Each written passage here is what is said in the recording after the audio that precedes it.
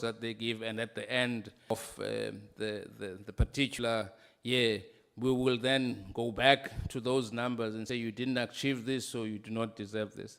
But when it comes to penalties, different from the one penalties that the Auditor General requires, like of that when there's irregular expenditure. We don't play in the space of irregular expenditure, but once it's been concluded and decided like that, then it would not form part of the costs if it was considered irregular. But in the space where we play in, let me take the first one that we spoke about, the arrear debt. It's a hard stance that we have taken that with the arrear debt, every business allocates a certain percentage of its cost to that. There will be other people who won't pay, not because they don't want to, but other businesses just close down or something happens. So there's a certain percentage as a business principle that gets allocated. In Eskom's case, we have said we know that principle, but in your case, we're giving you zero. Go and find that. And that's a hard stance. And it's a stance, maybe that's an overreaction, but it is also to say, stop allowing the costs of arrears from municipality to escalate. We understand what the challenges are, but we're using what we can use. The second example I'm going to use, there's a few that I can, but I think for the process of really demonstrating that there are levers that we have to ensure that Eskom is forced to perform in a certain manner. If Eskom uses the open cycle gas turbines, the diesel generators to generate power at a time and at a point where we are of the view and we can show that they should have used the coal-fired power stations, when we give them the money back or when we do the reconciliation, we then count that generation by the open cycle gas turbines as though it was generation by the coal-fired plants, and that is also another way. That is as the honourable members have asked if there are consequences. There are consequences when they use more than they should have used. I can go into other examples, but maybe I just wanted to give the idea and show that. I then also want to indicate that there is no entity in South Africa that generates, sells electricity as a commercial activity that is not regulated by NERSA. Municipalities, all 187 of them are regulated by NERSA. All of them have to provide cost of supply studies to justify the numbers that they would use. The issue of whether they are higher or not is an issue that we can talk about, because I think it is no secret that we know that most of our municipalities don't work. Those that work have the highest cost because they have a cost of supply study that justifies why they can do that. But we regulate them, we audit them. In the NERSA website, you will find that for the last 20 years, all 187 have been audited, and we are on the second round. It's 18 every year, and we will provide the members who have not seen what NERSA does when it comes to auditing with those reports. On the National Transmission Company and the unbundling of it, for all of the members who have seen the multi-year price determination and the presentations of it, since 2006, whenever Eskom applies, it applies for 3 licenses: the generation, transmission, and distribution license. All 3 licenses are applied like that. What we have been doing in the past is consolidating and putting it as one, because that's what most of the customers see, the average price. But it has always been like that, including this one. So the transmission costs have not increased from zero. They've always been there. They've been increasing. What has happened is that the Act and the bill that separated transmission added additional functions to transmission, and that's what has been added. For instance, your IPPs were always seen as in the whole of Eskom. Right now, the IPPs are going to be IPPs that are only dealing with Eskom. They won't deal with National Transmission Company. They won't deal with generation nor distribution because they will be dealing with that. And that's segregation. But in as far as the costs, it is the cost alignment that are that.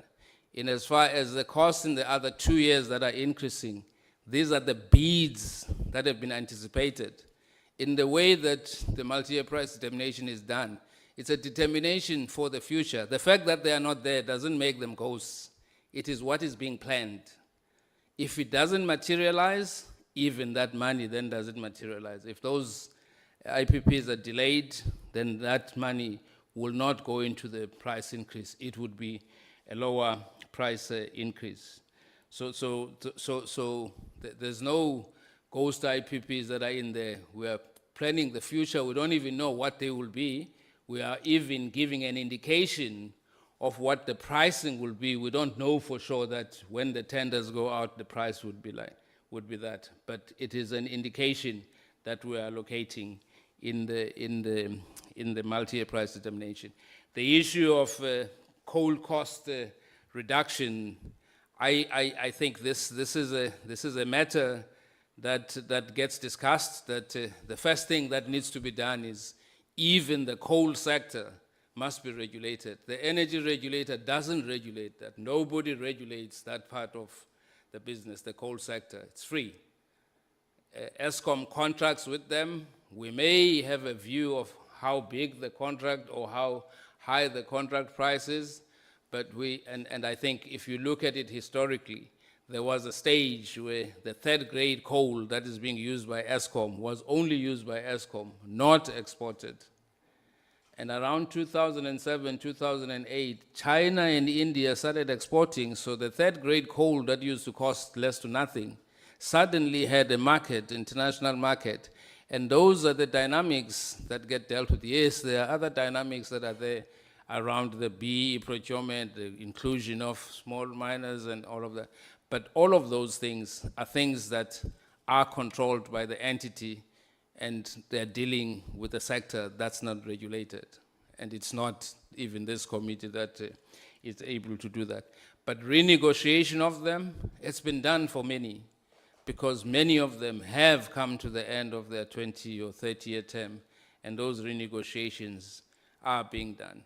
And yes, because the third grade coal has now become a commodity that you find in the international market, we do base our assessment of the costs of coal delivered to the mine on what the Richards Bay coal price is and what the transportation prices are, because not all power stations are close to the mines that supply them.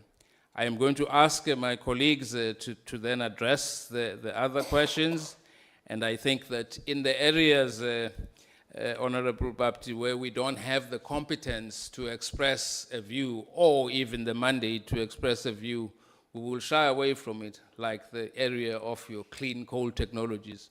We know about them, but what we do implement is what the Integrated Resources Plan, which is approved by government, expects us to implement. And yes, we play a role in ensuring that the pricing is related to the principle of ensuring that an efficient licensee must recover all the costs and get a reasonable margin, and that is what the pricing of the coal plants, of the IPPs should be. But in as far as clean coal technologies and the others, yes, Eskom may better explain, because they do have under coal gasification and other things in as far as how far that technology is. But once it is given to the regulator to implement in the form of the policy or the IRP or any other thing else, we do implement. But I think we may not really get into the merits of the technology, because we don't have that competence. And thank you, Chairperson. I will give to Ms. Massetti, and then we'll have the other colleagues. Thank you. Thank you very much. Chair, quick point here. In the IRP, there is the clean coal, the HELE technology called high efficiency, low efficiency, high efficiency and low emissions. So it's included in the 2019 IRP. the technology for clean coal and with low emissions. Okay, let's give them chance to answer all the questions and then we can give you follow-up questions if the time allows us. Ms. Masit. Thank you. Thank you very much, Honorable Chair. Maybe I should also just cover the aspect that was raised as a concern with regards to the manner in which Eskom utilizes the funds. During our public hearings, where we require Eskom to account for the funds, and where we raise questions around mismanagement and also issues that could have, or costs that they could have incurred that could have gone into the tariffs. Eskom has made a comprehensive presentation where it has shown us that even recently it has established a unit, and that unit is a unit that is overseeing cases. Some of those cases are criminal cases pertaining to procurement. And they have shown us the number of those cases. They've shown us the progress in terms of those cases. And they've made an undertaking under oath that through our mechanism that we have in the methodology, which is the clawback, we usually term it as the regulatory clearing account, that Eskom will then come back to NERSA once those matters are finalized, and really they are outside of our powers, because some of them are criminal matters, and therefore they will come to NERSA to ask for NERSA to make an adjustment. So I just want to indicate that because it is something that we have always looked at, and even with the recent public hearings, Eskom has brought a person that is now in charge of that unit that they have now established to make sure that they deal with all of those cases and cases that they have closed, and where they've procured coal in manners that, in a manner that was not proper in terms of the processes. There are issues of irregular expenditure. There are issues that may not necessarily be irregular expenditure. So to the extent that they find their way into the tariffs, Eskom has indicated that it will come back to NERSA through the regulatory clearing account. I just want to indicate that, and that's something that we scrutinize and require Eskom to account. Okay, let me also assist you by letting the honorable members to be really relaxed. We've got a meeting that is scheduled for, it was scheduled for 7th, that is Friday, from the SIU, the investigating team, because they were not available. So we had to shift the meeting to the 12th. So you'll get that information, all these fraudulent cases and whatever, and the whole information, you'll get it direct from the SIU or the investigating team. So next week on the 12th, we'll make it a point that at least we give ourselves time. We'll divide our time accordingly, so that we can also allow them to just brief us. I think Maliam is aware of that. He attended one of the meeting and also Fasia. But the whole committee will be informed about it. So I'm trying to save you your time so that you can just get into the ones of NERSA. Thank you, Ms. Maset. Thank you, Honorable Chairperson. The other question that was asked was around the evaluation of the RAP. So as I indicated during the presentation, we do have a methodology. That methodology outlines how we should go about evaluating the RAP. And one of the key aspects of that methodology is that it says that when we look at the assets for Eskom, we must evaluate them to the modern equivalent value. So as I indicated, I gave an example, for instance. So sometimes that will tend to inflate or overstate the value of the asset and the amount itself, whilst the performance and the efficiencies are not in line with the value of that asset. So, and I said that we have that approach, and that approach is an approach that is stipulated in the policy itself. So we can't deviate from policy. So it is a policy matter that can actually assist us to move away from that methodology or from that approach. And once we move away from that approach, I'm sure it will assist in reducing the 1 trillion rands that is in the RAB that we have looked at even in this application. We, in terms of the specific application, Eskom is required, whenever they make an application before NERSA, they need to undertake some evaluation of some sort. But the last evaluation, they've done it in 2020. They have not done a recent evaluation. The other evaluation of the assets was done by an audit company. I'm not going to mention it here, but there is a report, and I think it was in the public domain at some point, the Deloitte report. And the value of the assets were far below the value that Eskom has applied for. And we have asked in a public meeting for Eskom to give us that report so that we can also compare, because remember, we give them the returns or the depreciation, so the value must come down. So those are some of the things that we are monitoring quite closely.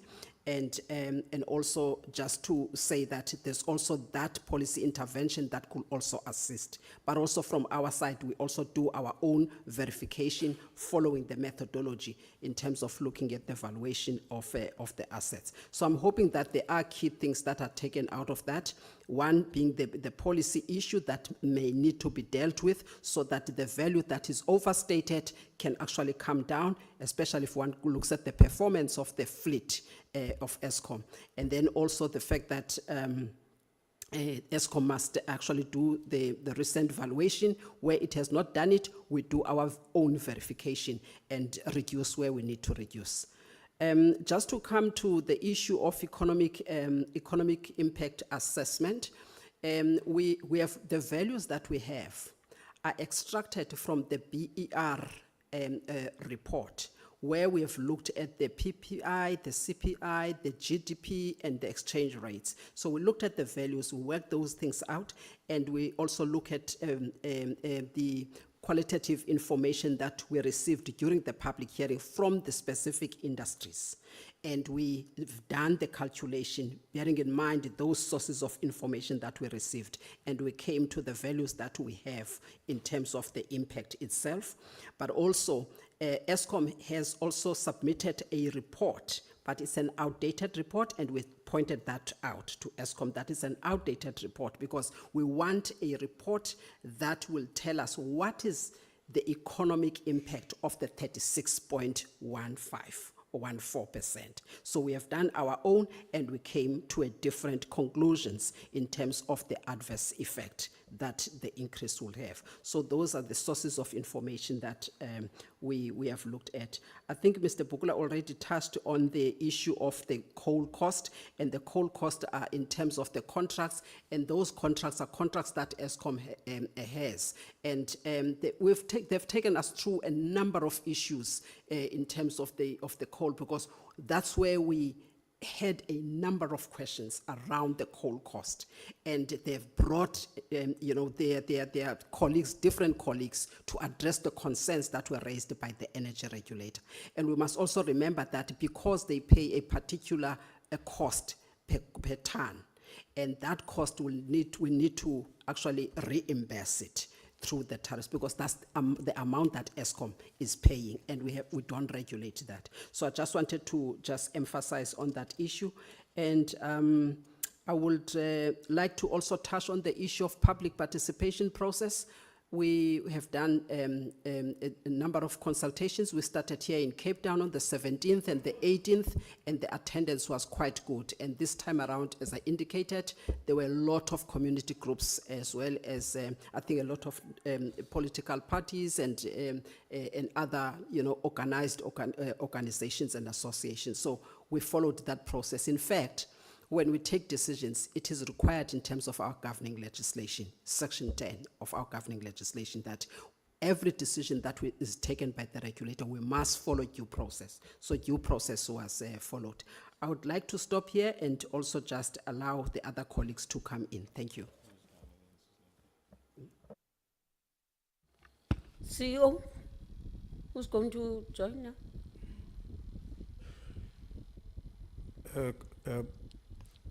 Good morning, Chairperson. Good morning, members.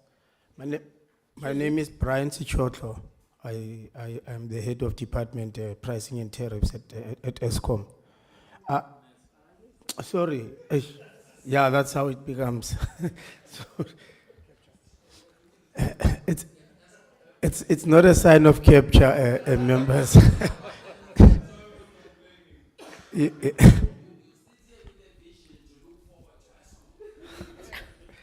My apologies for that.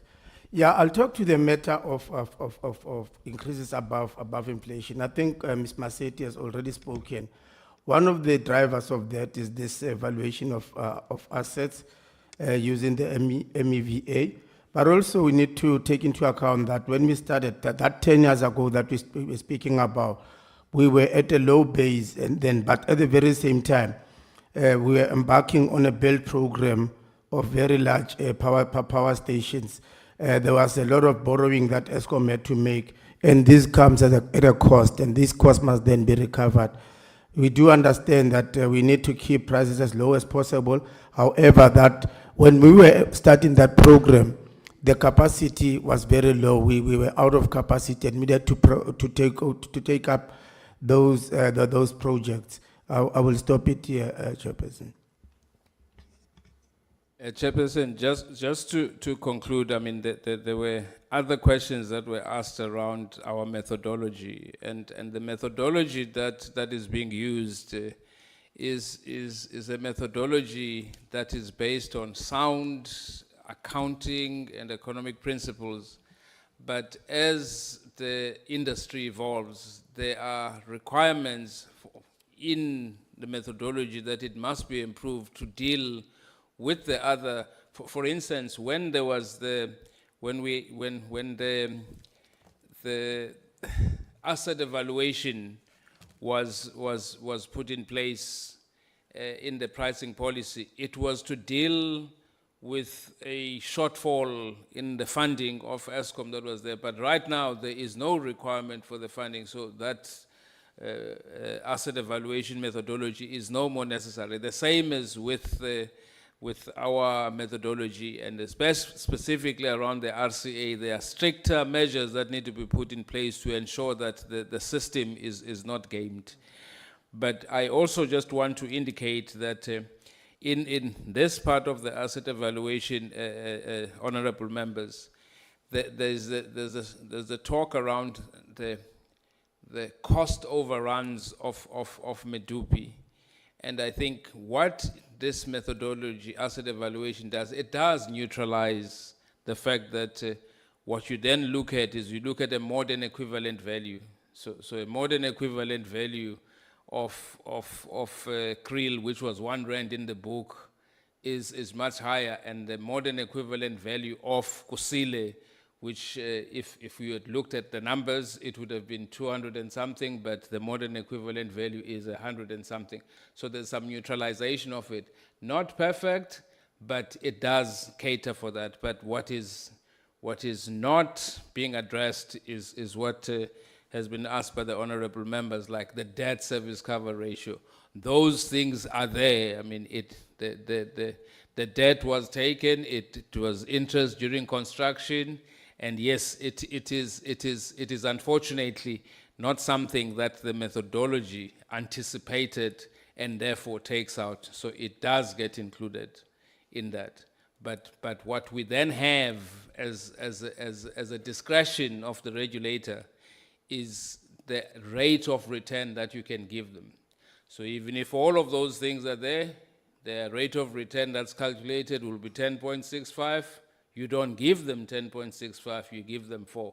And it's all a matter of balancing these very delicate requirements, but there are efficiencies that we need to derive from and extract from the methodology. Now that we have the history, now that we have the knowledge that an entity that was once best in class in 2001 can have cost overruns that you didn't anticipate in your methodology. So the methodology has to be improved. Then there's the other issue that gets mentioned around the capacity of NERSA. The capacity of NERSA, in as far as the ability of the people within NERSA to do these things, is nicely supported by both the Energy Regulator Act as well as the Electricity Regulation Act.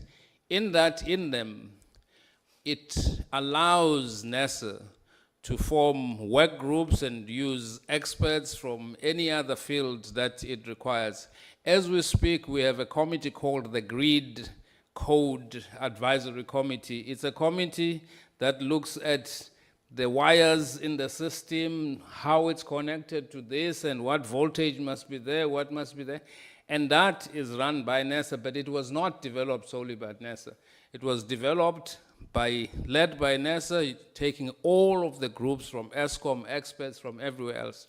When the renewable energies were going to be introduced, NERSA, they also didn't have that capacity, but we formed a part of the Grid Code Advisory Committee, REGTAC, took all of the experts, coordinated them, they provided us with this. In this new Electricity Regulation Amendment Act, there's a requirement for the market. Nobody in the whole world knows which market this country should have. We have to develop our own market with what we have. Those who have developed, there are many markets that are changing, that are saying that, no, we had gone this way, but now it's not working, we'll go that. So we are also going to do exactly the same thing as we did for the other things that didn't exist, working with the work group, get all of the experts as our legislation requires us to do, and go forward. So the skills that we are going to require, we will get them. We will provide this committee with a plan of how we are going to implement the Electricity Regulation Act with its amendment, the changes that are there. And right now, there is no one, including Eskom, including anyone, who has the skills of a market, because we don't know how that market is going to look like. There are many things in the market. It may not even be one market. There may be many. And that we still have to discover. And that's a journey that we would take with everyone. Chairperson, the other parts that I'm hoping the interim DG is going to take, that like what we are doing in the IPP procurement framework. It's not within our lane, so we're staying in our lane, but we are working with the department and the IPP office in the areas where they would require us to contribute. And I would like to stop there, Chairperson, for now. Thank you. Acton? Thank you very much, Chairperson and honourable members. Chair, I think there are just about 3 or 4 issues I would want, with your permission, to respond to. The first one is on the issues of that emanate out of the AG's report. We have included the full extent of the AG's findings in the Eskom shareholder compact. So it's not at the level of the compact, obviously it's in terms of those arrangements we call the reportable. So they are obliged to report on a quarterly basis. 4 million, of course, will track those on a monthly basis in terms of how they respond to each line item that the AG had spelled out. And if you will recall, Chair members, one of the persistent issues the AG had raised was the fact that many of the findings are repeat findings. So year in, year out, Eskom continues to run its operations oblivious to the cautions that the AG had raised. And that's why we thought, Minister thought that those now need to be lifted to a level where we're able to monitor them on a much frequent basis. And of course, ultimately, those the social compacting reports will come through as part of the quarterly reports of the entities. So invariably, the committee will preside over the extent to which Eskom is dealing with those issues. I can just say that from the management point of view of Eskom, and I'm sure they would have made this point when they appeared before the committee last week, was that the GCO is now institutionalized capacity within its office to drive the management letter action plan to systematically address the issues that the AG had raised. where there are institutional weaknesses, that there's an institutional response, where there are issues of crime and corruption, that gets dealt with both from the capacity that they've created internally and of course where that requires prosecution, that it be handed over to the prosecutorial authorities. Then, Chair, on the issues of the negotiating pricing agreements, I think the first point to make is that the NPA rises or finds its life in the energy pricing policy. So I think the first point to make is that we have to go back to the energy pricing policy to look at the instrument. The intention of the instrument is not to penalize poorer communities at the expense of big conglomerates. I think that point must be made upfront. There is room and space if you look at the global environment. In fact, over the past 2-3 weeks, we've been dealing extensively with a number of companies. I don't know if it's permissible to call them by name, but I think members will know they've been exhaustively reported in the media on how South Africa continues to be inefficient from a production point of view, and our exports continues to suffer as a result of high costs, production costs, and the big cost driver in those production costs is obviously energy costs. And how we are increasingly becoming competitive because other jurisdictions and states are introducing measures to protect those industries, and particularly from an energy pricing point of view, to induce a competitive advantage for their industries.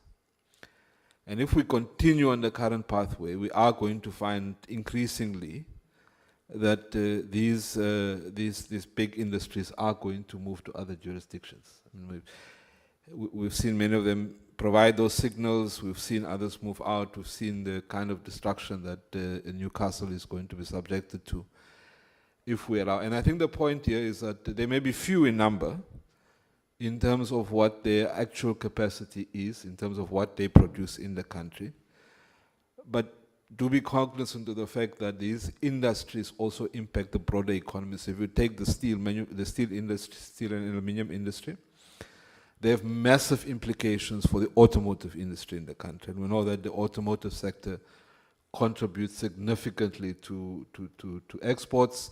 The automotive sector contributes, therefore, significantly to job creation within the country. I think the point that the members are making is that this thing cannot be, the NPA cannot be an indiscriminate instrument. It has to be an instrument that's applied against a particular strategy that links back to our industrial policy. So if our industrial policy has to focus on particular sectors, then you have to use the instruments available to the state to incentivize those sectors. So I think part of what, in fact, Eskom has been arguing this point very strongly, that it can't be that anybody who thinks they've got an operation and the energy costs are high will come and make this representation. Well, the current arrangement provides that they may do so, and there's a process that ultimately ends up with the regulator to preside over those. But we have to sharpen the instrument in a manner that's more targeted and focused on driving economic growth and supporting industrialization in the economy. So there are two things that's happening. The one is that we are looking at it in terms of the energy pricing, the review of the energy pricing policy, and there's a joint team that's led by the Ministry of DTIC, the National Treasury, the Minister of Electricity, to look at how we focus the instrument now to deal with the industrial development, the DTI incentive scheme as part of a broader package of incentives for those targeted sectors. Then, Chair, on the issues of local government revenue, the tariffs, both on the tariffs, but also on the matter of the uncollected debt or the unpaid debt, arrear debt. I think local government, and I maybe must make the confession that I spent many years of my life in local government, so I have a bit of affinity there. The point is that if you look at the totality of local government revenue, so there was a study undertaken, I can't quite remember by who, but what the study did was to say, what is, over a 10-year period, what is the total capital requirement for municipalities to invest adequately in infrastructure at that level to meet basic services? What is the cost of that requirement? If you continue on the trajectory at the point, as a base point, and continue on that trajectory in terms of the tariffing for those services, is local government adequately financed? So what you find, even if you strip out, not even if, when you strip out the inefficiencies in local government, when you strip out the impacts of malfeasance, fraud and corruption in local government, and you do that computation, you still find that there's a gap between the revenue that local government generates and the revenue that it requires to invest in infrastructure. So there's that gap. So the simple point I'm making, Chair and honorable members, is that the local government question will not address itself. It does require a concerted effort on the part of government, the National Treasury, COGTA, and the line functions responsible particularly for trading service, in our case the electricity trading service, to look at how we deal with the local government revenue question. If you think about it in this way, local government contributes 60% of economic activity in the country. Direct subsidies to local governments between a range of 10 and 12%. So this is through the fiscals, the DORA allocations. 10% goes to local government. If you include the total revenue capacity, in other words, even the tariffs, rates and taxes, the collectibles for local government, their share of national revenue is still under 20%. So there's a question that must be answered there. How do you fund local government? Because the reality is that for many of the municipalities who are indebted to Eskom, they simply will not be able to pay Eskom. Just because the structure of those municipalities, the powers and functions allocated, the whole fiscal arrangements within the local government sector continues to add a burden to local government and makes it difficult for local government to fully discharge its responsibility to deliver services and be able to afford those services efficiently through a cost recovery model. So the point I'm making there is that whilst the debt burden continues to impact the tariffs, and that's a matter that we must deal with. I think there's work that we're doing with Eskom around the active partnering arrangements. That's attempting to stabilize the growth. But until you deal with the structural issues in local government, you're not going to solve the problem. You might be able to stabilize, plateau it, but over time it will continue. So we're dealing with through Eskom, with the active partnering. In other words, just to look at the energy business part of it and see the kind of interventions we're making. So in Maluti, Upper Fong, in the Free State, in at least 2 municipalities in Limpopo, I think there's one in the Northwest Province where we've applied this. You are now beginning to see that stabilization, and you're beginning to see an increase in the revenue collected by municipalities, and you're beginning to see the Eskom debt coming down. So that the active partnering program works. We're looking at how, with COGTA and the National Treasury, we expand the scope of it so that we collectively address and deal with the matter of the local government debt. Then on the question of free basic electricity, I guess in the context of the fiscal arrangements, the vertical division of revenue, the current problem with there are 2 problems with the FBE. The one is that the quantum is inefficient. I think we've established that. So when it was introduced, the 50 kilowatts per hour meant very differently than what it means today. And I think some of the members have explained over time and natural development, people's energy requirements increase. So the 50 kilowatts per hour is not in sync with what the current reality is. Our preliminary indication is that anything between 150 and 200 kilowatts per hour is what would be a reasonable allocation for the free basic electricity. So that's the one part, the quantum. The second part is how do you afford? Because although we say free, it's actually a misnomer. It's free to an end user, but somebody picks up that cost. It remains a cost to the state. So the question is, how do you provision for that cost?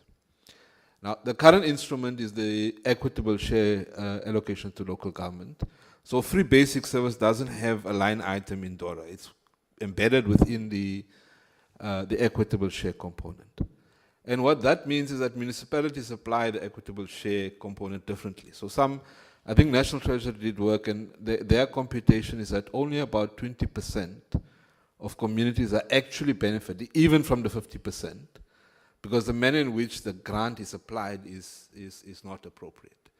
So part of the work that we're doing is to, one, look at the quantum, and the second is to look at how you isolate the free basic electricity component of the equitable share and redirect that so that it becomes. So when you have a prepaid meter, for instance, you shouldn't have to go and apply for your free basic component. If you've met the threshold for requirement, that in every cycle that should be kicked into your prepaid meter, so that it's a direct application of the free basic electricity or electricity.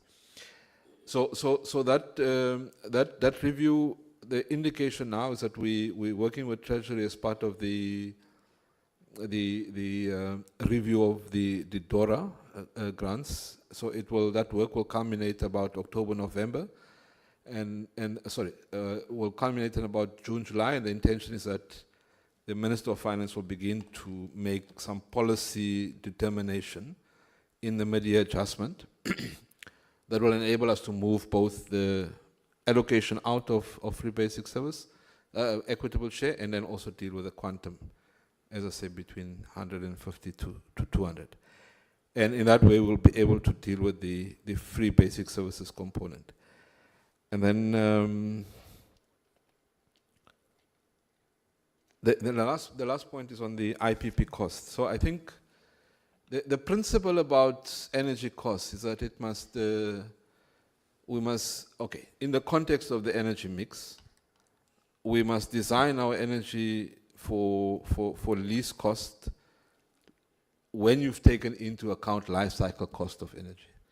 So often if you compare renewables to anything else, you compare the unit cost of producing the electricity from that source, but you don't, or you discount the transmission cost, the distribution cost, and all of that. So if you look at the full life cycle cost, nuclear remains a cheap option. I mean, if you look at, there were some figures, perhaps for the benefit of the committee, since bid window 1,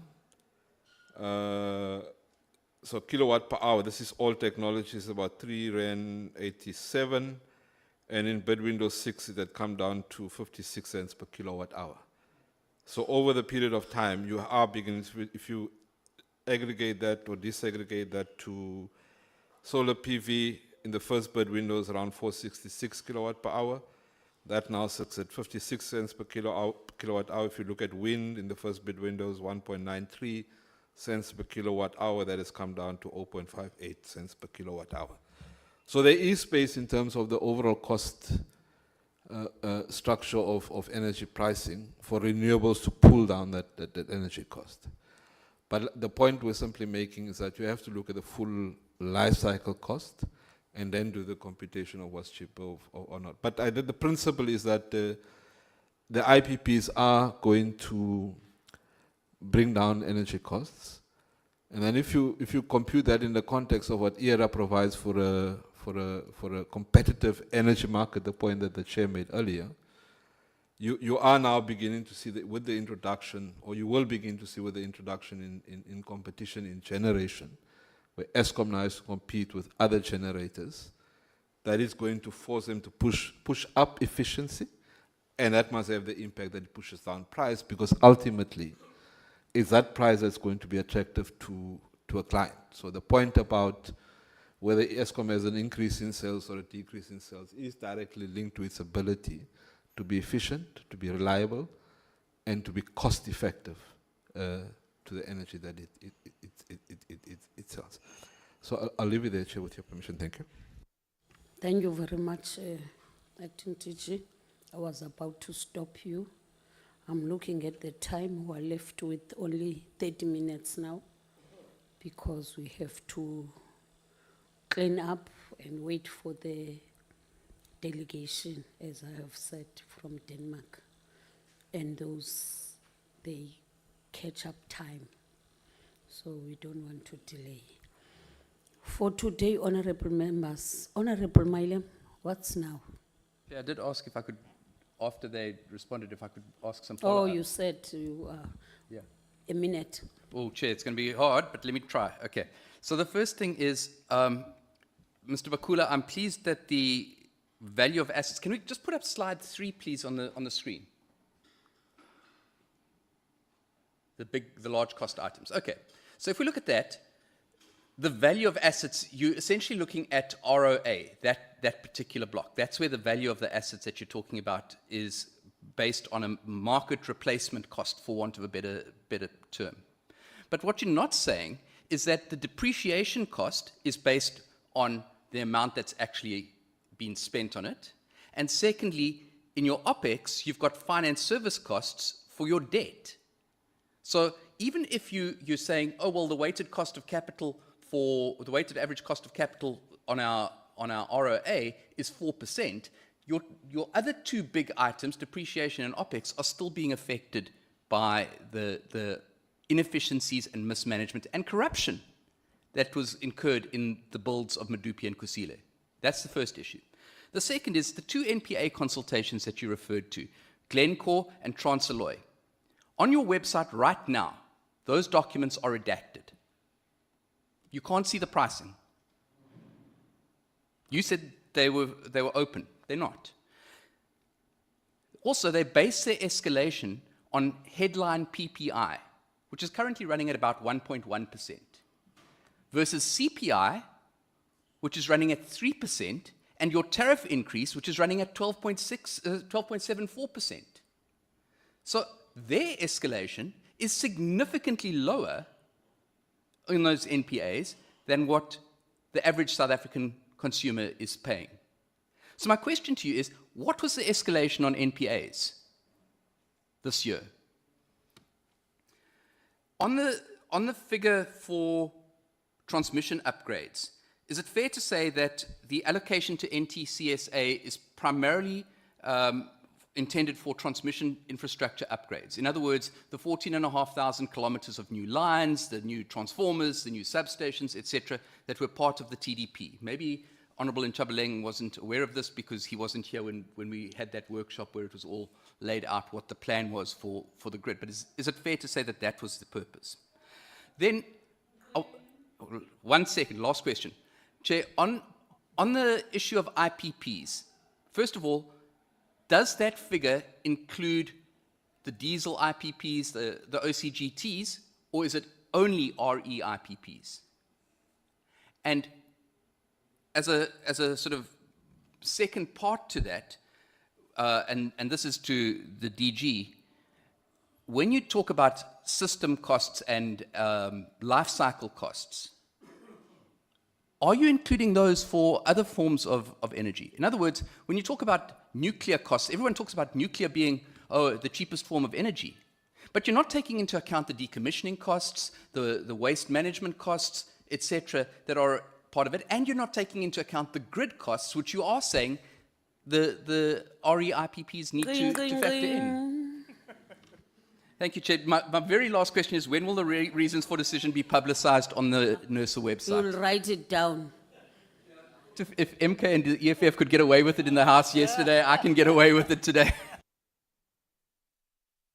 Mr. Chairperson, Paul? Thank you, Chair. Chairperson, I think the point that is being made on the depreciation and that is understood, but I think it's when you get to the numbers that you would see this. But your point is understood. But if you saw in the slide, you will also see that in depreciation, there's a lot of money that has been reduced, and that's to counter that.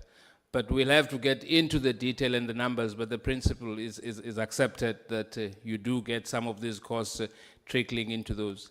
And on the Transalloy and the Glencore tariffs, I think right now they are on Megaflex. I think the part that's been reducted is what they are applying for. Because right now they are using the tariffs that everyone else is using. And it hasn't been decided. Okay? And then on the on the IPPs, whether it includes the diesel ones, yes, it includes all of the IPPs that would be contracted by NTSA, including the diesel ones. I'm not sure if I The escalation. The escalation is also a proposed escalation. It's not an approved escalation. So how NPAs work according to the electricity pricing policy that's approved by the government of this country is that they apply to Eskom and they say what they would want and give the reasons. Now it is NERSA that must approve whether the reasons that they have given are objectively identifiable and objectively distinguishable. And that's the process that we are going to undertake. But the escalation that they have proposed, the escalation now for the NPAs or for the ones that have, okay, I think we can tell you about the one that Glencore has applied for, and we'll provide you with that, and it's a CPI. But the other ones that you are referring to, they are applying for a different escalation process, and that's what we will provide once we have approved. At this stage, these are consultation documents, and we still have to approve. Thank you Thank you, very Chair. much, Chairperson. And let me thank everyone for your time to avail yourselves to be in this meeting. This was really very critical for us to meet and explain once more. And please don't get tired. We can even ask the same questions when we meet with NERSA, because every day, every night, acting DG, we can't sleep. We've got sleepless night about this because people outside the communities are making a wah noise. So we have to have answers, clear ones. So if we don't understand ourselves, we cannot explain to anyone. So thanks ever so much. Don't get tired. Even tomorrow, we'll ask the same questions, and we can even write them down and request you to please respond by writing down. So thanks ever so much. We really appreciate. And we can see that even Eskom is an ear here. They are listening on what are the debates and discussions are taking on, to see that UNERSA ngoku is emalahleni in terms of ngenxa yabo as Eskom. So thank you ever so much. Honorable members, I cannot thank a fish to swim. It's your duty to be here every day and sit here. You can just stretch your legs and get ready for the next meeting. Oh, before you stretch, it's internal, the minutes now. Thank you, you are being released. Thanks ever so much. We love you so much, to such an extent that we want you more and more and again, acting DG and your team. Thank you. CEO, we wish you a speedy recovery from the flu. Thank you. Thank you, Honorable Chairperson and honorable members. Thank you. Thank you, Chairperson. Minutes, Ariko, don't move away. Just read the minutes. Don't even stretch. Don't even stretch. Is this live today? Is this meeting live? Huh? It is. Or Sebek Fonel, they called you and tell you that it's live. Honorable Nchabeleng, did... Bye, sis. Thank you very much. It was tough, ne? Bye. Kubo, Yariko?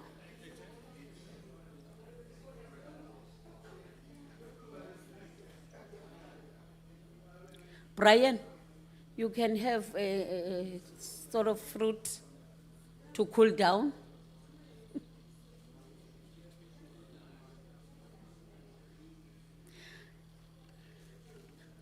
Is there no register for the visitors and guests? Okay. Sicela uphume nabo mlentuka niyasilibazisa. Carry on, Chairperson. Mabasayine phaphandle. Baba yini bethuna? Benisithi niphuma phi? Chair, may I make a suggestion? Or PMG, okay, thank you very much, PMG. Chair, may I make a suggestion to assist members? I think these minutes were circulated to us by Rico. Perhaps, Chair, we can take the minutes as read, and maybe then we just move towards each set instead of them being presented. Thank you for that advice. Can I then?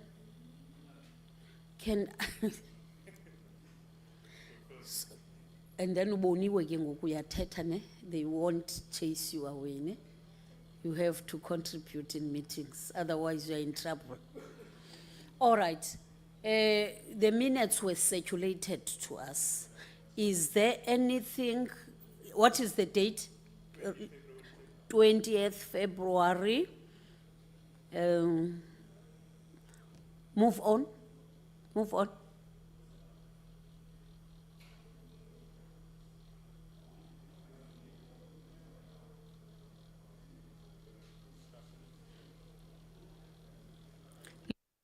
Leaders Secretary.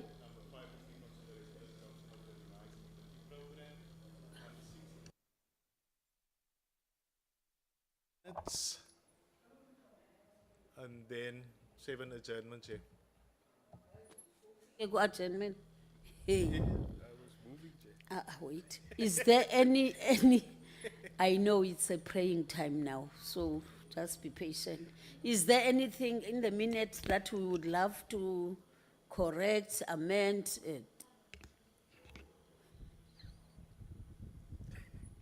Vusi? Thank you, Chair. I would like maybe we propose to adopt the minutes. Being adopted as a true reflection. Chableng? Honorable Chableng is seconding them because he was part and parcel of the minutes that day, of the meeting. Thank you very much. The meeting has adjourned. One set, ne? Yes, Chair. Yes, thank you. You can stretch and get whatever and then get ready for the guest. Please make up your faces, Vuyo. Put some lipstick and don't get drowsily. Pupper up your faces. It's hot here. It's a, what is it? It's a joint meeting with forest and fisheries. Sure.